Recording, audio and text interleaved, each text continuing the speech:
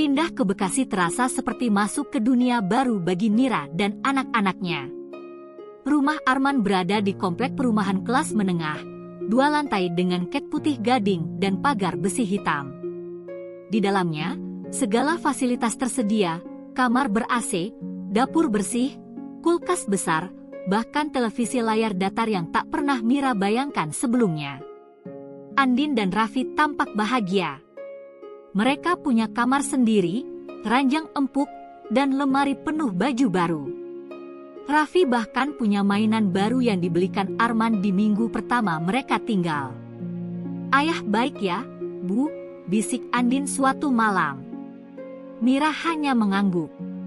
Di dalam hatinya, ia juga bersyukur Arman memang bukan hanya baik, tapi juga sabar dan penyayang. Ia tak pernah membentak, selalu memeluk anak-anak sebelum tidur, dan mengajak Mira makan malam di luar minimal seminggu sekali. Untuk pertama kalinya dalam hidupnya setelah lama sendiri, Mira bisa bangun tanpa cemas soal uang belanja. Arman memberikan uang bulanan yang cukup besar. Mira tak perlu kerja lagi, hanya mengurus rumah dan anak-anak. Namun, seiring waktu berjalan, kenyamanan itu mulai membuka pintu pada kebiasaan lama.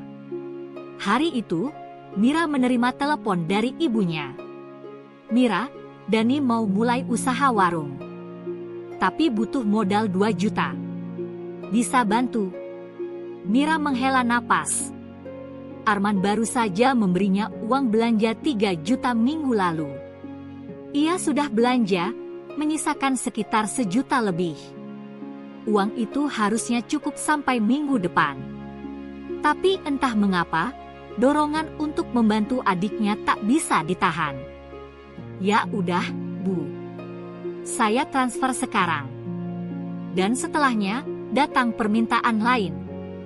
"Wawan butuh servis motor. Ibu butuh kontrol ke dokter spesialis. Listrik rumah mau diputus. Air pam belum dibayar." Mira mulai mengakali uang belanja. Ia mulai menyimpan sedikit-sedikit dari jatah dapur. Kadang pura-pura beli bahan makanan mahal, padahal disimpan untuk dikirim ke kampung.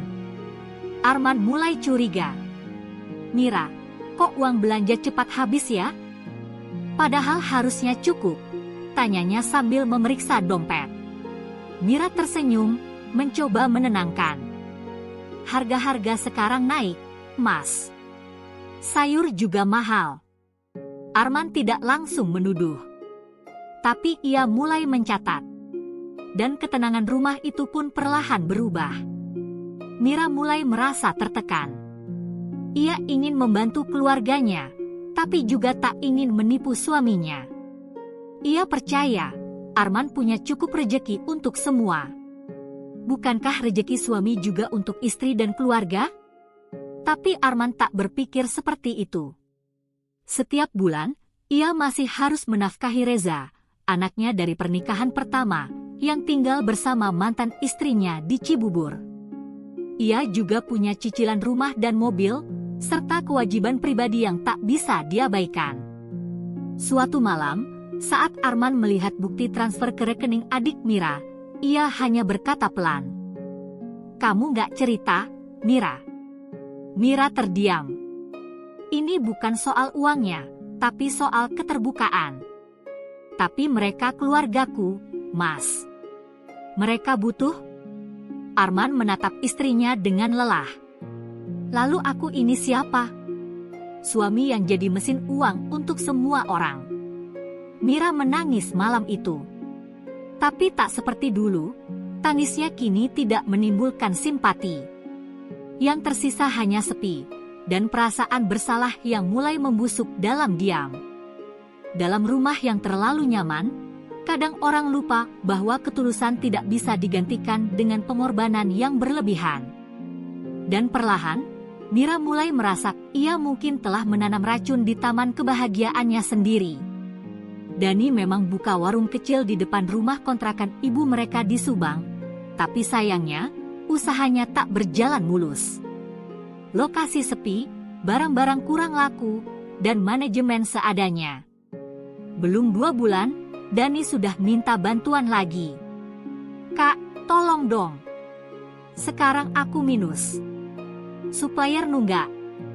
Malu sama tetangga, katanya lewat telepon sambil sesenggukan pura-pura. Mira memandangi layar ponselnya dalam diam. Ia tahu benar kebiasaan Dani, dari dulu tak pernah bisa benar-benar mandiri. Tapi sebagai kakak, hatinya tak tega. Setiap kali Mira ingin mengatakan, tidak, suara ibunya muncul, entah dari mana, mengingatkan. Kamu kan sekarang udah enak. Masa lupa sama keluarga sendiri? Mira pun kembali mencuri dari uang belanja. Kali ini, ia pinjam kartu debit Arman dan melakukan transfer sendiri, diam-diam. Ia pikir Arman tidak akan sadar, tapi ia salah. Arman melihat mutasi rekening ban malam itu. Si Dani itu keluarga kamu, bukan tanggunganku, Mira. Tapi mereka gak minta banyak, Mas. Cuma butuh sedikit bantuan. Sedikit? Ini hampir 2 juta lagi. Bulan lalu 3 juta. Tiap bulan kamu bantuin terus. Aku ini suami kamu, bukan ATM kampungmu. Untuk pertama kalinya, suara Arman meninggi. Wajahnya yang selama ini teduh berubah gelap. Andin dan Raffi berlari ke kamar, ketakutan. Mira terdiam.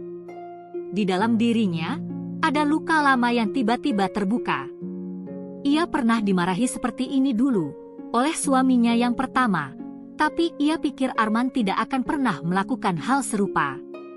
Jangan bandingkan aku sama keluargamu yang pemalas itu. Mereka pengangguran semua, Mira. Mau sampai kapan kamu jadi penopang hidup mereka? Mira menangis, tapi tangisnya bukan sekadar sedih. Ada marah, ada kecewa, tapi juga ada rasa bersalah. Karena tahu ucapan Arman ada benarnya. Ia terlalu sering menomorduakan rumah yang sekarang demi rumah yang dulu. Demi ibu, Dani, dan Wawan yang tak pernah puas. Di hari-hari berikutnya, hubungan mereka membeku. Arman jarang pulang. Mira mulai sering makan sendiri bersama anak-anak. Saat Arman datang pun, ia lebih banyak diam, atau membicarakan soal uang dengan nada dingin. Kalau kamu mau bantu mereka terus, kita pisah aja sekalian. Aku capek jadi sapi perah, ucapnya suatu malam tanpa menatap Mira. Dan kata-kata itu menusuk jantung Mira seperti belati. Ia tahu, retakan dalam rumah mereka kini sudah terlalu dalam.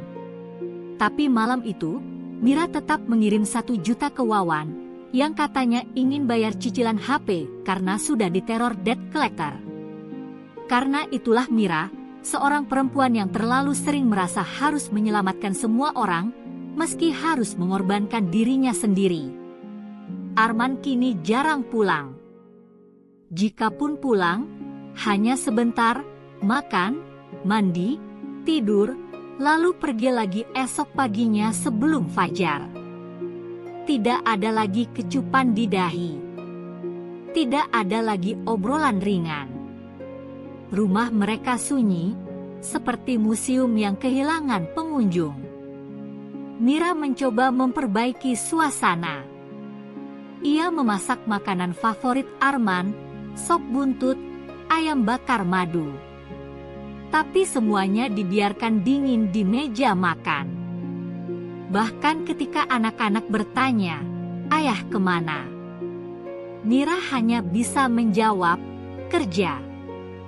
Padahal hatinya tahu, Arman sudah menjauh. Bukan hanya fisik, tapi juga hati. Sore itu, Arman akhirnya bicara.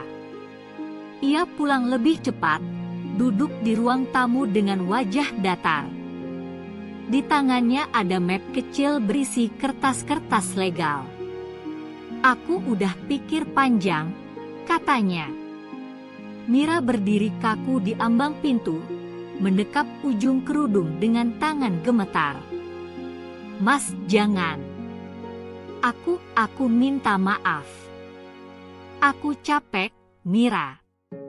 capek jadi suami yang gak pernah cukup. Aku kasih kamu rumah, kasih anak-anakmu tempat yang layak. Tapi kamu lebih milih bantuin orang-orang yang gak pernah mikir kamu juga butuh bahagia. Mira meneteskan air mata. Mereka keluarga aku. Dan aku ini suami kamu. Hening. Hanya terdengar suara jam dinding berdetak, dan dari kejauhan, suara azan maghrib memanggil orang-orang kembali ke rumah. Tapi rumah ini, hari itu, justru jadi tempat perpisahan. Aku udah siapin suratnya. Kita bisa ke kawah minggu depan. Mira tak menjawab. Ia hanya duduk, lalu menangis dalam diam. Tangis yang bukan hanya karena kehilangan, tapi juga karena ia tahu, ini semua adalah akibat dari keputusannya sendiri. Hari-hari setelah perceraian itu terasa seperti mimpi buruk yang berulang-ulang. Mira dan anak-anak kembali ke rumah ibunya di Subang. Rumah kecil itu kini terasa lebih sempit, lebih sesak, tapi juga lebih dingin. Tak ada lagi AC, tak ada lagi makanan melimpah. Andin dan Raffi kembali harus berbagi kasur, kembali harus menyesuaikan diri dengan dunia yang dulu pernah mereka tinggalkan. Dani sudah berhenti jualan. Wawan masih menganggur. Ibu hanya bisa mengeluh soal uang belanja yang makin sulit. Udah cerai? Ya Allah, Mira, kenapa kamu gak tahan sedikit? Tanya ibunya, bukannya memeluk, malah menghakimi. Mira hanya diam. Ia tahu, kini tak ada tempat lagi untuk bersandar. Yang tersisa hanya dirinya sendiri, dan dua anak yang menatapnya tanpa kata-kata, seolah bertanya, "Ibu, kita kemana setelah ini?" Dan untuk pertama kalinya, Mira tak punya jawaban. Pagi itu, matahari Subang menyinari kontrakan tua yang kini kembali jadi tempat berlindung Mira dan anak-anaknya. Dindingnya masih lembab, atapnya bocor di beberapa bagian, tapi sekarang rumah itu adalah satu-satunya tempat yang tersisa.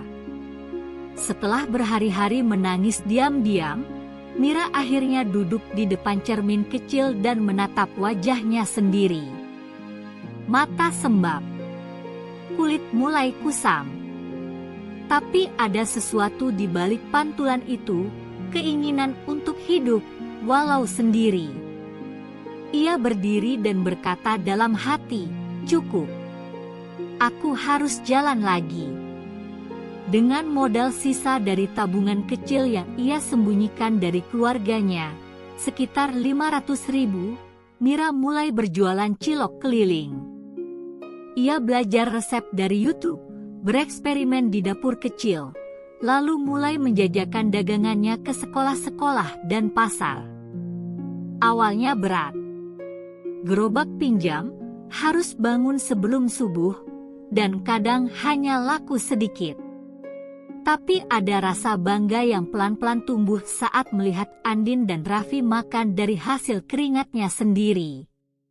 Setiap sore, ia menyisihkan sedikit penghasilan untuk menabung, dan tiap malam, ia menulis daftar kebutuhan dan mimpi kecil, beli gerobak sendiri, bayar les anak, sewa kontrakan yang lebih layak.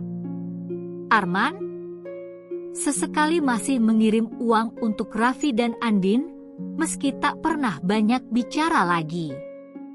Mereka sekarang hanya dua orang dewasa yang punya sejarah, tapi tidak punya masa depan. Dan soal keluarga Mira, mereka perlahan menjauh. Ketika mereka sadar Mira tak bisa lagi dimintai uang, mereka mulai sibuk dengan urusan masing-masing. Dani bekerja serabutan. Wawan pindah keluar kota. Ibu hanya sesekali mengeluh, tapi tidak seperti dulu. Mira tidak lagi jadi sumber daya mereka. Kini, Mira hidup bukan untuk siapa-siapa. Bu, nanti kalau ibu kaya lagi, ibu jangan nikah sama orang kaya yang pelit, ya, celetuk Raffi suatu malam, polos. Mira tertawa kecil. Kalau nanti ibu kaya, ibu mau bahagiain kalian dulu. Udah, itu aja cukup. Andin memeluk ibunya. Aku mau bantu ibu jualan kalau libur, ya. Dan pelukan itu lebih mahal dari rumah 2 lantai dan semua kemewahan yang pernah ia tinggali. Mira kini bukan istri siapa-siapa. Tapi ia sudah tidak lagi merasa kecil. Ia adalah Mira. Seorang janda, seorang ibu, seorang pejuang. Dan untuk pertama kalinya, ia bangga jadi dirinya sendiri.